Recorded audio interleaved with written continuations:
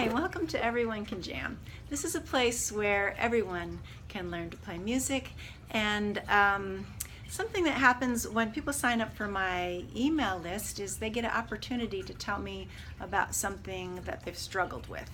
And something I hear about sometimes is when folks say, I've practiced and practiced, but I'm not getting better. So some of my videos are about practice strategies, because we really can learn a lot about how to practice, and there's some strategies that will help us get more out of the time that we spend practicing. So today I'm going to talk a little bit about the metronome.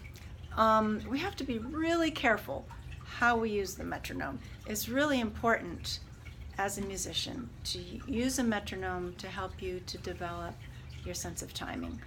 Something to be really careful about is don't use the metronome on a song where you are still having trouble playing the song. You want to get the metronome out when you are very familiar with the song and you have some relative ease in playing the song.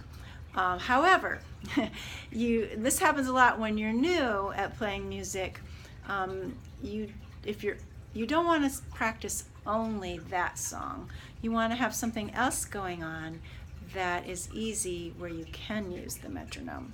The very easiest first thing you can do with your metronome is just set it for something about, actually if you can figure out what your heart rate is, say your heart rate is 70 beats per minute and you set the metronome for 70 beats per minute, and don't put it on 1, 2, 3, 4, it'll go like click, click, click, click, click, click, click, click. If you're on 4/4 time, you want it to just go click, click, click, click, click, click, click, click when you're first starting out. Make it easy.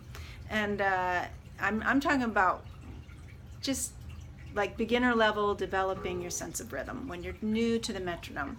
And then you hear the metronome clicking away, and don't do anything yet, just feel it. Listen and see if you can feel it in your body, and you might be able to just move with it somehow, kind of. And then when you feel like you're feeling the rhythm, then you can clap your hands with it, or you can tap with a pencil.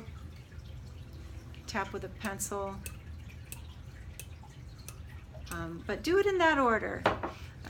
Set your metronome, try to set it near what your heart rate is. Listen for a while and don't play. Feel it.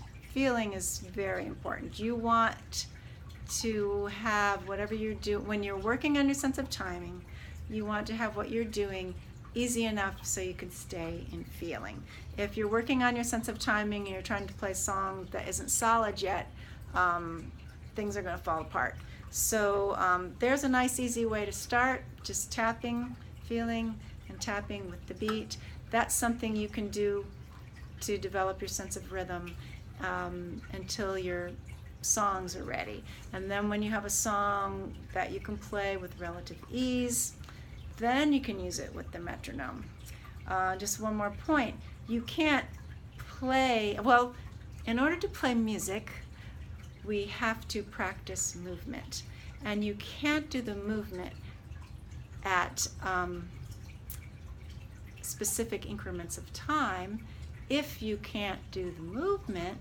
So if you can't really do the movement in order yet, you're not going to be able to play with the metronome. It's just going to create more stress and frustration and probably some bad habits. It's kind of like if I was teaching basketball to a 6th grader, first lesson, and I said, okay, stand here on the free throw line, throw the ball up, and make it go through the hoop. And I want you to do that once every 10 seconds. That's crazy. First they have to get good at throwing the ball through the basket, and then when that is relatively easy, they could probably do it every 10 seconds. Well, maybe not in 6th grade, but I think you get my point. We have to be able to make the movements with ease before we can make the movements at exactly the right time. And it is important to use your metronome to develop your sense of rhythm, but use your metronome on something that's really easy.